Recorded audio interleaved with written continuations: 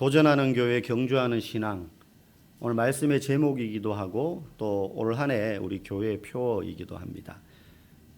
제가 먼저 시를 하나 읽어드리도록 하겠습니다. 앞에 화면에 나오는데요, 눈으로 한번 또 귀로 한번 따라오시기 바랍니다.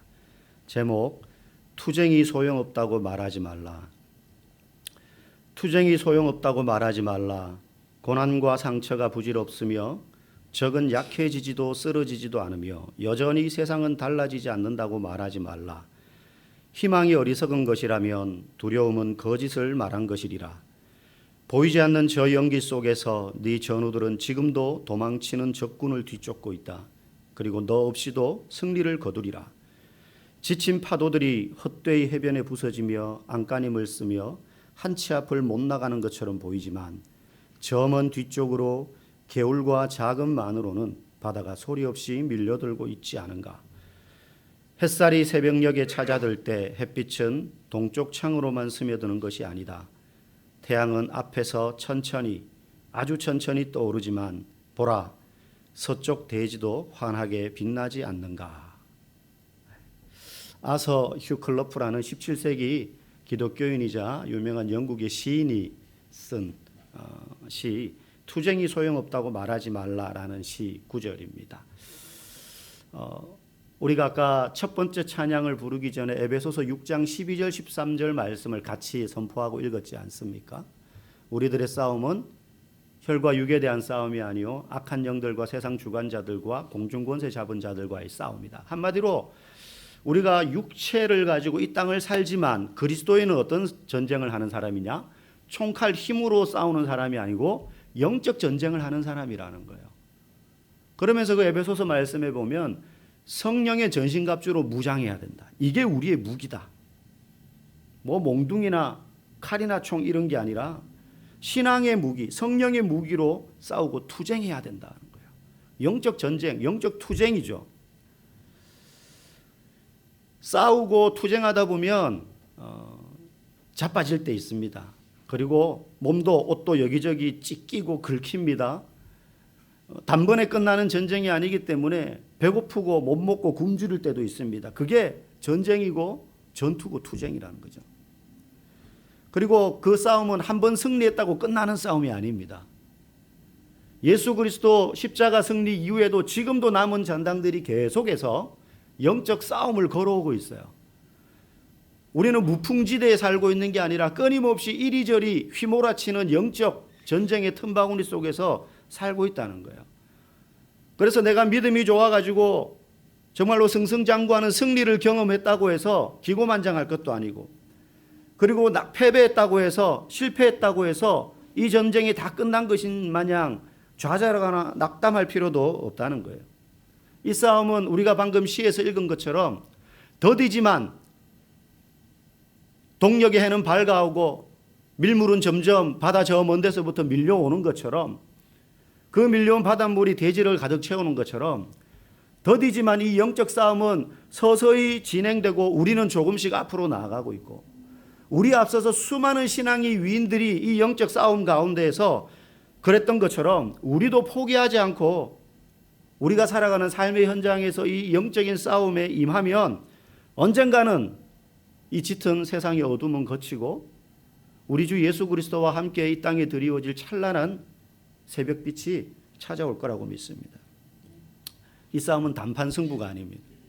저와 여러분이 이 땅을 사는 동안 매일 눈만 뜨면 숨 쉬듯이 들이마시고 호흡하는 산소처럼 매일 눈에 보이는 것과 싸우고 귀에 들리는 것과 싸우고 마음에 휘몰아치는 세상의 가치관들과 싸워야 됩니다. 내가 원하지 않아도 그런 것들이 막 침투해 옵니다. 매일 해내야 되는 전쟁이고 그렇기 때문에 멈출 수 없습니다. 여러분, 바다에 몸을 담궈 보시면 가만히 있으면 어떡합니까? 계속 떠 있나요? 끊임없이 밑에서는 팔다리를 움직여야 돼요. 조금이라도. 멈추면 가라앉는 거예요. 멈추면. 우리가 이 세상을 살면서 치르는 영적 전쟁은 그런 거라는 거예요. 혼자 싸우는 게 아닙니다. 다행스러운 건 우리의 싸움을 이끄시는 분이 계신데 바로 예수 그리스도십니다. 예수 그리스도께서 우리의 싸움을 이끌고 계십니다. 그러면 이 영적 전투에 임하는 저와 여러분 성도의 마음가짐은 어떠해야 하는가? 그것은 마치 국가대표 선수가 왼쪽 가슴에 태극마크를 달고 경기장에 들어갈 때 그 마음이 여러분 어떤 마음이겠어요? 올림픽에 출전한 대표 선수 4년 동안 그 대표 선수가 되기 위해서 수많은 평가전을 거쳐가지고 올라옵니다. 제가 그 양궁 대표 선수 선발전 하는 거, 뭐 양궁은 대표 선수 뽑히는 게 금메달 따는 것보다 더 어렵다고 하잖아요. 워낙 양궁 강국이니까. 그래서 뭐 학연, 지연, 텃세 이런 거 상관없이 다 참가해요. 일반인들도. 그래서 이번에 작년에요. 양궁 금메달 딴 분 중에 한 분은 국가대표 경력이 한 번도 없는 그냥 동호회에서 양궁 쏘던 사람이 국가대표가 돼가지고 이번에 금메달을 따셨더라고요. 남자분 한 분은. 근데 이게 피말리는 접전을 계속 벌이는 거예요. 지난 대회에 금메달 땄다 그래가지고 세계 랭킹 1위라 그래가지고 이 사람은 자동으로 국가대표가 되는 게 아니고 제로 베이스에서 또 평가전을 다 하는 거예요. 세계 랭킹 1위부터 저 몇백위까지 다 모여가지고. 네. 그렇게 해서 뽑는 거거든요. 그런데 그렇게 해서 태극마크를 단 선수가 양궁장에 딱 들어서면 뭐 양궁이 아니라 뭐 어느 경기든 마찬가지 아니겠습니까? 그 치열한 경쟁을 뚫고 대표 선수 몇 명이 딱 되어서 경기장에 들어서면 그들의 마음가짐이 어떻겠어요? 오늘도 그냥 재미로 한번 쏴보고 빨리 집에 가야지 뭐 그런 마음이겠습니까? 대충 그냥 쏴야지. 아마 그런 마음으로 경기장에 들어서는 사람은 아무도 없을 거라고 생각합니다. 피말리는 접전을 벌이면서도 절대로 물러서지 않겠다는. 뭐 투기 종목에 참전하는 선수들은 어떻겠습니까? 내가 쓰러져서 맞고 기절하는 한이 있더라도 정신줄을 놓지 않는 한 다시 일어서겠다. 죽기를 각오하고 그런 마음으로 경기장에 들어서는 것 아니겠어요? 성도가 치르는 영적 전쟁도 그렇다라고 생각한다면 여러분 우리에게 월요일은요 이제 전쟁터로 나가는 날인 거예요. 우리에게 월요일은 주님 오늘도 제가 이 싸움터로 나갑니다. 저와 함께 해주십시오. 그렇게 단단히 마음을 먹는 사람이 영적 전쟁을 인식하고 믿음의 삶을 살아가는 사람들이라고 생각합니다. 오늘 우리가 읽은 히브리서 12장 1, 2, 3절 말씀은 그런 영적 전쟁의 가운데에서 살아가는 성도들이 어떤 모습으로 임해야 되는가, 그걸 경기장에 임하는 선수의 모습으로 비유해서 말씀하고 있는 본문이에요. 그런데 이 경주는 쉬운 경주가 아닙니다. 앞에도 말씀드렸지만 수많은 난관을 거쳐야 돼요. 때로는 우리의 힘에 버거운 영적 도전들이 찾아옵니다. 그 영적 도전이 뭐 자면은 이상한 것들이 나타나서 막 괴롭히고 이런 것만 생각하시면 안 됩니다. 경제적인 문제로 찾아올 수도 있고요. 사업의 어려움으로 찾아올 수도 있고요. 관계 문제로 찾아올 수도 있고요. 그리고 내 안에 시험거리들이 찾아옵니다. 여러 가지 크고 작은. 오늘 본문에도 그런 표현이 있죠. 우리의 몸을 무겁게 만드는 것들이 많이 있다는 거예요. 얽매이기 쉬운 모든 죄를 벗어버려라 라고 그래서 말씀하고 있는 거예요. 우리 몸에 덕지덕지 달라붙어 있는 그런 죄들, 세상의 습관들, 내 본능대로 살고 싶은 욕구들, 이것들이 우리가 믿음의 경주를 하는데 우리의 몸을 무겁게 만드는 것들이라는 거예요. 우리의 몸을 무겁게 만드는 것입니다. 수영 선수나 육상 경기에 출전하는 선수들은 기록 경기 아닙니까? 그러면 그 운동복이나 유니폼이나 운동화 이런 거 보면 조금이라도 저항을 줄이고 조금이라도 가볍게 해서 몸을 홀가분하게 해서 기록을 단축시키는 것 아니겠습니까? 우리도 영적 전투에 임하려면 몸을 가볍게 해야 되는데 우리의 악한 습관들, 못된 기질들, 우리의 편견들, 우리의 거역하고 싶은 본능들, 이런 것들이 우리의 몸을 무겁게 하는 것들이. 나태함과 게으름도 마찬가지입니다. 처음 출발할 때 우리가 이 영적 전쟁을 이제 치른다는 건 이제 예수를 믿고 신앙생활을 할 때부터 시작이 되는 건데, 처음 우리가 예수를 믿고 이 신앙의 경주, 영적 전쟁을 시작하게 되면 처음에는 의욕이 있고 자신감이 있습니다. 예수 믿는 게 재밌어요. 즐겁습니다. 교회 오는 게 좋고 찬양하고 말씀 듣는 게 좋고. 그런데 시간이 점점 지나면 지날수록 점점 무거워집니다. 처음에 의욕과 자신감은 온데간데 없고 우리 마음속에 이런 생각이 들 때 있습니다. 신앙이고 뭐고 좀 그냥 이 세상 좀 편하게 내가 하고 싶은 거 하면서 좀 편하게 살고 싶다. 그렇다고 신앙을 버리는 건 아니야. 교회와 이제 어느 정도 거리를 항상 유지하는 거죠. 항상 유지하는 거죠. 그런 마음이 들 때가 있어요. 때로 이런 생각이 들 때 혹시 있지 않습니까? 신앙생활을 하면 할수록 예수 믿는 게 참 힘들구나. 예수 믿는 게 참 힘들구나.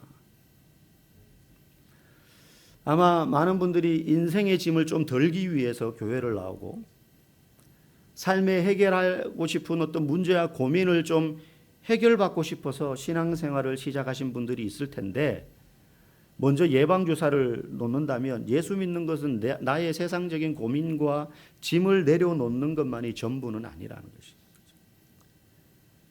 그래서 알면 알수록 진짜 제대로 신앙생활을 하려고 하면 할수록 사실은 힘든 게 신앙생활이에요. 그래서 어떤 분이 이렇게 질문 겸 약간 푸념을 하신 적이 있어요. 목사님, 제가 처음 교회 다닐 때는 그렇게 교회 가는 게 재밌었는데 10년, 20년 지나면서 집사가 되고 권사 되고 나니까 해야 할 것도 너무 많고 배우고 훈련할 것도 많고 알아야 될 것도 많고 또 열심히 또 신앙생활을 해야 되고 하니까 이게 너무 힘들더라는 거예요. 그렇게 하는 게 맞나요? 그렇게 물으시더라고요. 여러분, 당연한 겁니다. 우리가 처음 운동을 배울 때와 똑같아요. 뭐 배드민턴을 하든 탁구를 치든 그게 취미로 배울 때는 쉬워요. 근데 취향에 맞으니까 재밌잖아요. 그냥 똑딱이로 넘기기만 해도 재밌어요. 사실은 엉망인데 취미로 하니까 재미로 하는 거니까. 그런데 취미로 재밌게 하던 그 운동이 직업이 되면 어떨까요? 대충 할 수 없거든요. 그걸로 먹고 살아야 돼요. 야구든 뭐 축구든 자기 몸을 갈아내면서 그걸 해야 돼요. 그래서 운동선수들이 수명이 짧잖아요. 격한 운동을 하면 할수록. 축구 선수들은 27, 28이 전성기예요. 그래서 30 넘어가면 이미 몸값이 떨어지기 시작해요. 그래서 32살, 35 그러면 거의 퇴물이에요, 퇴물. 어디서 나를 받아줄까. 근데 일반 사람들은 35이면 청년이잖아요, 요즘. 한참 일할 나이잖아요. 취미로 하는 운동이 직업이 되면 힘든 거예요. 제대로 하는 전문가가 되는 건 힘든 거예요. 뭐 운동뿐만이겠습니까? 뭐 영업하는 사람, 우리의 직업도 마찬가지 아니겠습니까? 그냥 알바로 한두 번 체험해보는 거 그런 건 재밌어요. 몇 시간 일 안 하고도 돈 이만큼 버네. 근데 그게 평생 직업이 된다고 생각해 보십시오. 얼마나 괴롭고 힘들겠습니까? 적당히 할 수 없습니다. 죽기 살기로 해야 되니까 죽을 맛인 거예요. 때로는. 물론 즐거울 때도 있지만 신앙생활도 그와 비슷합니다. 내가 적당히 예수님과 거리를 두고 나도 교회에 깊숙이 관여하지 않고 교회도 나한테 뭔가를 요구하지 않기를 바라면서 적당히 거리를 두고 교회를 다니겠다 하시는 분은 신앙생활이 어렵지 않아요. 편하죠. 이래라 저래라 하는 사람이 없으니까. 희생도 헌신도 없이 그저 일주일에 1시간 왔다가 앉았다 가면은 뭐가 힘들겠습니까? 하지만 예수님을 알아가고 성경을 배워가면 갈수록 성도로서 순종해야 되는구나, 실천해야 되는구나, 섬겨야 되는구나, 나보다 다른 사람을 낫다고 여겨야 되는구나, 그런 시간들이 이제 힘들게 느껴지고 어렵게 느껴지는 거예요. 왜? 제대로 해야 되니까. 죽기 살기로 신앙생활을 해야 되니까요. 그럼에도 불구하고 우리가 이 신앙생활을 멈출 수 없는 이유가 있습니다. 우리 1절 말씀 같이 한번 읽어보겠습니다. 시작. 이러므로 우리에게 구름같이 둘러싼 허다한 증인들이 있으니. 허다한 증인들. 사실 이 사람들 때문에 우리가 신앙생활이 좀 때로는 힘들고 버겁고 제대로 내가 주를 위해서 살아봐야지 하면 크고 작은 어려움과 부담들이 찾아오거든요. 그럼에도 불구하고 멈출 수 없는 이유는 우리에게 허다한 증인들이 있기 때문이에요. 우리를 지켜보는 증인들. 여러분, 지켜보는 사람이 있다는 건 정말 무서운 겁니다. 그래서 크든 작든 그게 뭐 세상 조직이든 교회 조직이든 그 리더의 장이 된다는 건요, 힘든 거예요. 증인들이 있거든요. 제가 예전에 교육전도사 때, 그때는 이제 30대 초중반이니까 막 혈기왕성할 때 아닙니까? 전교인 체육대회를 했어요. 교회가 꽤 큰 교회였는데, 이제 오전 마지막 종목이 400m 계주인데, 교역자가 마지막 주자였어요. 교역자들이. 그러니까 뭐 젊은 전도사들이 이제 마지막 주자로 뛰는 거죠. 저도 이제 청팀의 마지막 주자였습니다. 이미 이제 제가 바톤을 이어받았을 때는 한 20m 좀 뒤쳐졌어요. 저 상대팀이 20m 좀 앞에 갔거든요. 그래도 어떡합니까? 최선을 다해서 뛰어야 되지 않겠어요? 그래서 진짜 열심히 뛰었습니다. 왜? 지켜보는 사람들이 있으니까. 설렁설렁 뛸 수 없잖아요. 그래서 달리기를 제가 잘하는 편은 아닌데 진짜 열심히 뛰었어요. 이게 400m 해보신 분은 알겠지만 이렇게 한 바퀴면 여기에 이제 바톤 받는 사람, 여기에 바톤 받는, 그래서 반 바퀴씩 뛰고 바톤을 이어주잖아요. 그래서 제가 마지막 주자였거든요. 그래서 바톤을 받고 여기서 골인 해야 돼요. 그런데 이렇게 코너를 도는데 보니까는 골인 지점이 안 보이는 거예요. 응? 무슨 일이지? 보니까 마지막 주자라고 이렇게 이동해가지고 한 바퀴까지 이쪽까지 가요. 제가 출발한 지점이 골인 지점인 거예요. 뛴 만큼 더 뛰어야 되는 거예요. 근데 이미 저는 여기까지만 뛰면 된다고 생각하고 전력을 다했기 때문에 힘이 이쯤 왔을 때 이미 힘이 다 빠졌어요. 진짜 한 발자국도 못 움직일 정도의 느낌이었어요. 그런데 멈출 수 없었습니다. 왜요? 성도들이 이렇게 앉아서 원을 그려놓잖아요. 근데 마지막 주자가 뛰니까 이제 지나간 사람들 다 일어서가지고 골인 지점에 와가지고 기다리고 있는 거예요, 이제.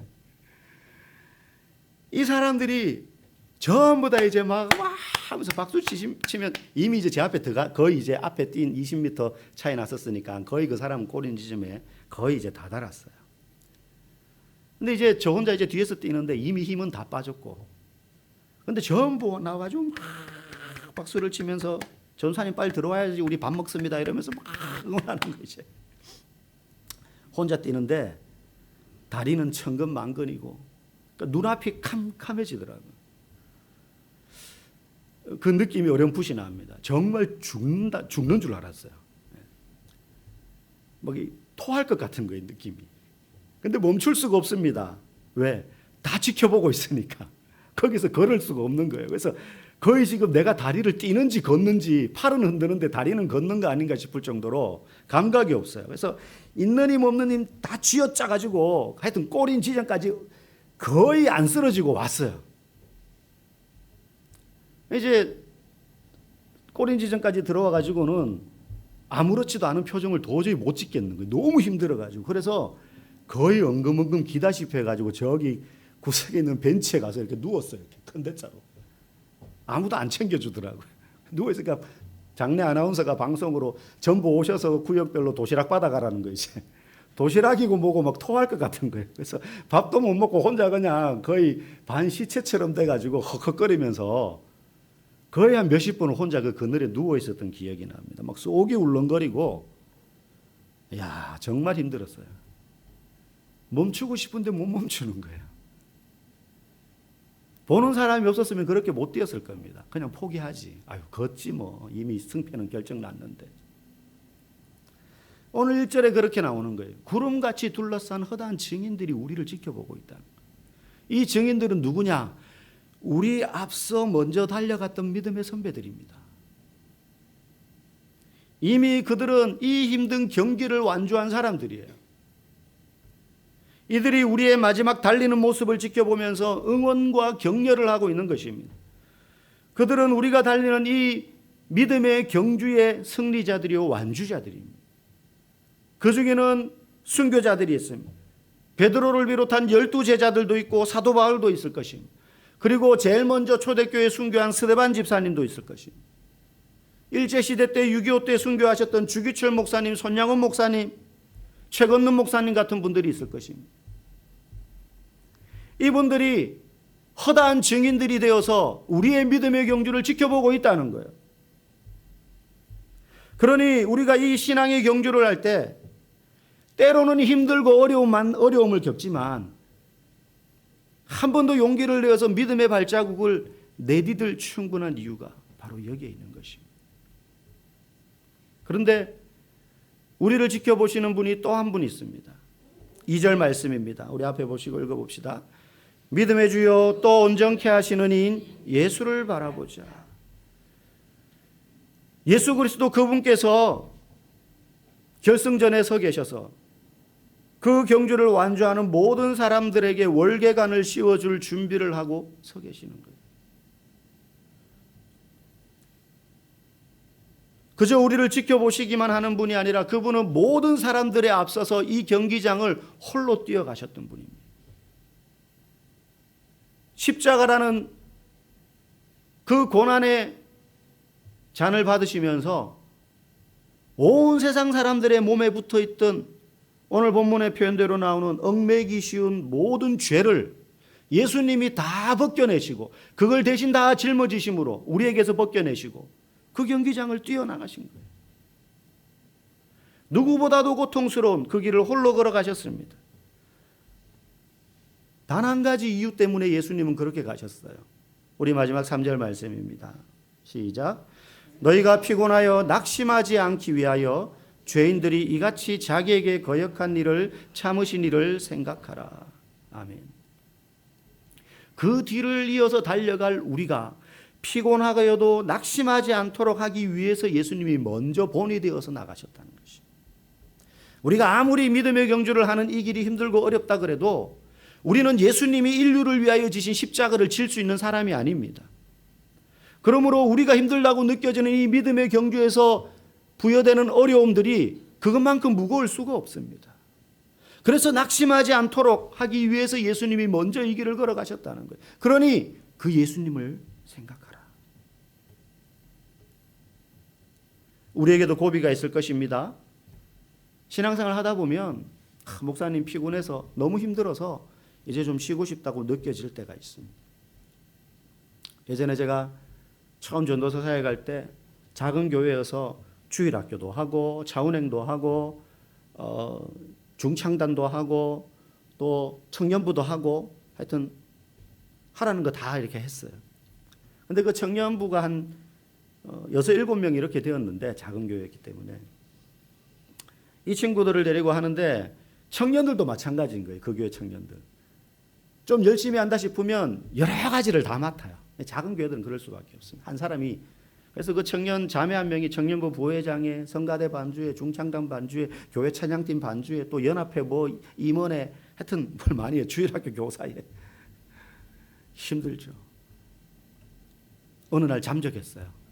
교회를 안 나오는 거예요. 한 달을 안 나왔어요.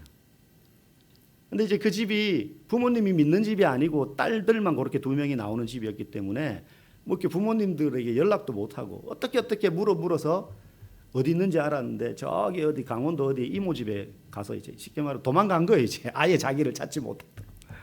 그래서 어떻게 연락이 됐는데 전사님 저 좀 쉬다 갈게요. 그래서 그 마음이 이해가 가요. 저도 아니까 같이 막 여러 가지 일을 했으니까. 그래 네가 교육자도 아닌데 그래 뭐 쉬어라. 그래서 한 달인가 그때 쉬고 복귀해서 또 열심히. 근데 지금은 사모가 되어 있습니다. 그 교회 다른 전도사님이랑 결혼을 해가지고 평생 이제 쉬지 못하는 이제 글을 하게 됐죠. 그럴 때가 있어요. 쉬고 싶을 때.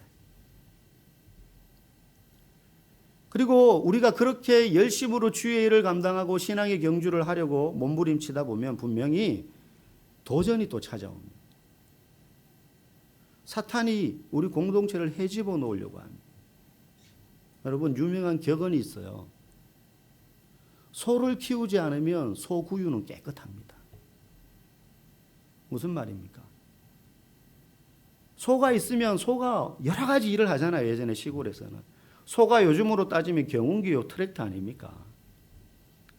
그러면 소 키우는 집은 구유가 깨끗할 수가 없어요. 그런데 소를 키우지 않으면 구유는 깨끗해요. 아무 일도 하지 않으니까 아무 일도 일어나지 않는 거예요. 구유가 더러울 일이 없는 거예요. 구유가 더럽다는 건 그만큼 소가 열심히 일한다는 겁니다. 우리가 하나님의 일을 감당하려고 뭔가 하면 분명히 안팎에 도전이 있습니다.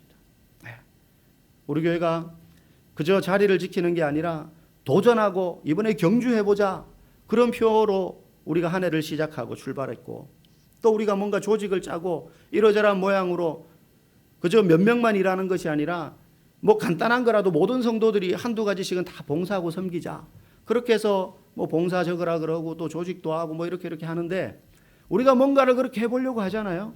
그러면 사단이 가만히 있을 리가 없습니다. 우리가 아무것도 안 하면 사단도 우리를 방해할 리가 없어요. 쟤들은 그냥 아무것도 안 하고 있구나, 아무런 영향력 없어, 내버려둬도. 그런데 우리가 선교지도 가고 그리고 훈련받고 봉사하고 섬기고 몸부림치면서 다락방으로 모이고 그렇게 하려면 구유가 지저분해지는 거예요. 사단이 가만히 내버려 두지 않습니다. 여러분 귀에 속삭일 겁니다. 야, 성경 읽기 그만둬라. 우리 성경 통독 이미 3도 가시는 분은 12월 달부터 시작했잖아요, 작년. 무슨 내용인지도 모르잖아, 너 읽어도. 그럼 읽어서 뭐해? 지도하기를 멈춰라. 아무 일도 안 일어난다. 여전히 네 삶은 그대로일 거야. 남편과 이제 그만 끝내라. 여러분, 사탄은 우리에게 끊임없이 내게 있는 약한 부분을 건드립니다. 우리 공동체의 약한 부분을 건드릴지도 모릅니다. 그때 우리가 이 경주를 포기하면 우리는요, 물론 그렇다고 해서 나 예수 안 믿어, 교회 안 다녀, 뭐 이럴 리는 없겠지만 그때부터는 구경꾼이 되는 거예요. 그냥 경주자가 아니라 구경꾼 되는 겁니다. 구경꾼은 선수를 위해서 아무리 환호하다가요, 해지면 자기 집에 가요. 그냥 그 선수랑 아무 상관없는 거예요. 구경꾼에게는 월계관이 없습니다. 그러니 여러분, 아무리 힘들어도 포기하지 마십시오. 경기가 끝나면 이 믿음의 경주가 언젠가는 끝날 것 아닙니까? 우리 각자 다 다르지만 그때 영원히 쉴 수 있어요. 영원히 쉴 수 있어요. 제가 이제 헬스장에서 러닝머신 아니라 이제 그냥 밖에서 러닝을 해도 마찬가지인데, 처음 이렇게 몸을 풀고 스트레칭하고 처음 이제 한 5분 걷다 그다음에 이제 뜁니다. 한 8이나 9에 맞춰놓고 이렇게 뛰어요. 그러면 위기가 한 5분쯤 지나면 찾아와요. 딱 5분 정도만 그렇게 뛰면 숨이 막 차고요, 급격히 호흡이 가쁘면서 다리가 막 무거워져요. 그리고 막 허리도 아픈 것 같고요, 하여튼 몸이 무겁습니다. 근데 그 고비가 있어요. 근데 그때 멈추면 안 돼요. 근데 그 고비를 참고 뛰면 그 5분 넘어서 6분, 7분 힘든 걸 넘기면요, 숨이 트이면서 오히려 몸이 좀 가벼워진다는 느낌이 듭니다. 운동해 보신 분은 아실 거예요. 그러면 그 뒤로 한 15분, 20분은 계속 갑니다. 그 아프고 힘들다는 느낌이 없어요. 그렇게 한 20, 30분 뛰면 이제 좀 지치긴 하는데, 힘든데 아픈데 숨이 가쁜데 이런 게 없어요. 땀은 막 비 오듯이 흘리지만 어렵지 않게 그 시간 정도는 달릴 수 있게 되더라고요. 근데 제가 저만 이게 내가 몸이 좀 이상해서 그런가, 이게 정상인가 싶어서 이렇게 좀 검색해보고 찾아보니까 이게 마라토너들에게 이런 증상이 항상 찾아온대요. 마라토너들이 42.195km를 뛰지 않습니까? 그러면 우리는 저게 인간인가 싶은데, 마라토너들도요, 처음 출발해가지고 한 10km에서 15km 지점 가면 이게 막 격심한 운동 때문에 몸이 이제 압박감이 찾아오고 엄청 고통스러워진대요. 그걸 이제 그 운동용어로 데드 포인트라고 한대요. 죽을 것 같은 지점. 아까 제가 죽을 것 같은 건 진짜 힘을 다 쏟아가지고 이제 죽을 것 같았던 거고요. 이 마라토너들이 한 15km 정도쯤 가면 그런 지점이 찾아온대요. 데드 포인트. 근데 못 멈추잖아요, 마라토너들은. 그 위기를 딱 넘어가면 한 20km, 25km 이렇게 넘어가면 오히려 그 다음에는 어떤 현상이 찾아오냐 하면 몸이 오히려 가벼워지면서 똑같은 속도로 뛰는데도 뭔가 자기를 훅 미는 것 같은 그런 느낌이 드는 지점이 찾아온다고 합니다. 그런 현상이 생기는데 그걸 세컨 윈드라고 합니다. 세컨드 윈드. 두 번째 바람. 마치 바람이 자기를 미는 것과 같은. 그러니까 몸이 쫙 풀어지고 그 뛰는 페이스에 이제 완전히 적응이 돼버린 거죠. 흐름을 타버리는 거예요. 그걸 길게 유지하는 선수가 끝까지 그 페이스를 가지고 결국은 기록을 단축하고 좋은 성적을 낸다는 겁니다. 여러분, 우리가 힘들고 어려울 때 이제 출발한 거잖아요, 우리가. 첫 예배로.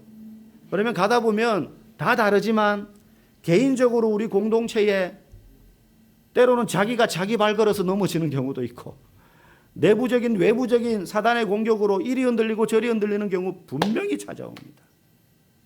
목사를 비롯해서 아무도 예외일 수 없습니다. 사탄이 목사라고 안 건드리겠습니까? 목사부터 건드립니다. 저것만 넘어뜨리면 저 교회는 끝이야. 중직자들부터 건드립니다. 제일 안 건드리는 사람이 누굴까요? 몸만 왔다 갔다 하는 사람. 쟤는 그냥 내비둬도 돼. 그러니 그때 고비가 찾아올 때 우리가 그 데드 포인트를 극복하고 치고 가면 성령의 세컨드 윈드가 우리를 불게 하실 줄 믿습니다. 사랑하는 성도 여러분, 원래 우리가 도전하는 교회, 경주하는 신앙이라는 주제로 나아갑니다. 여러분, 개인적으로 내가 이제까지 해오던 정도의 신앙의 범주를 뛰어넘는 도전을 여러분 시작해 보십시오. 나는 이제까지 단 한 번도 창세기부터 요한계시록까지 성경을 군데군데 이렇게 펴서는 봤지만 처음부터 끝까지 단 한 번도 평생을 내가 교회를 다녔지만 정독해 본 적이 없다 하는 분은 일독에 도전하십시오. 제가 아침마다 카톡에 링크 올리지 않습니까? 일독은 내가 몇 번 했는데 1년에 1독씩은 내가 매년 해왔는데 하시는 분은 지금 우리가 하고 있는 것처럼 3독에 도전해 보십시오. 아니 그 이상도 도전해 보십시오. 제가 알기로는 매년 1년에 3, 4독 하시는 분 우리 중에 계신 걸로 알고 있어요. 그런 분들은 4독, 5독 한번 아니면 필사에 한번 도전해 보십시오. 창세기부터 계시록까지 매일 하루에 일정 분량을 필사한다고 쳤을 때 하루에 30분에서 4, 50분 필사하면요. 한 3년 반에서 4년 걸립니다. 다 쓰는 거예요. 나는 이번 올해 주일은 적어도 한 번도 안 빠져보겠다. 52주 주일 성수에 도전해 보십시오. 여러분들 올 때 수첩 받으셨죠? 생명책이라고 촌스럽게 스티커 붙인 저희 애들이 그건 너무 촌스럽다고 미적 감각이 제가 없어서요. 그게 여러분 전도 대상자들을 이름을 적고 그들의 형편을 두고 제목을 넣고 기도 제목을 쓰고 해서 기도하라는 거예요. 원래 나는 이때까지 살면서 단 한 명도 전도해 본 적이 없다. 111 전도 도전하자는 거죠. 해오던 대로 그냥 원래도 그냥 그렇게 흘러가지 말고 봉사와 헌신에 도전을 하십시오. 남들이 준비해서 차려주는 음식 먹고 남들이 주는 주보 받고 만들어 놓은 모임에 그냥 가고 그게 아니라 내가 한번 헌신해 보시라는 건 봉사해 보시라는 거죠. 늘 해오던 그 정도만 한다면 우리의 신앙도 늘 그 정도밖에 머무를 수밖에 없습니다. 하지만 우리가 그 길을 달려갈 수 있도록 먼저 걸어가신 예수님과 함께 도전하고 우리의 한계를 뛰어넘는 신앙의 경험을 경주한다면 내 수준이 아니라 하나님의 수준, 내 크기가 아니라 하나님 크기의 일을 저와 여러분들이 경험하게 될 줄로 믿습니다. 우리 교회가 또 여러분 각자가 이 한 해 하나님 크기의 일들을 경험하기 위하여 도전하는 교회, 경주하는 신앙, 이 표를 우리의 가슴에 새기고 힘있게 달려나가는 그런 공동체가 되기를 주님의 이름으로 간절히 축복합니다.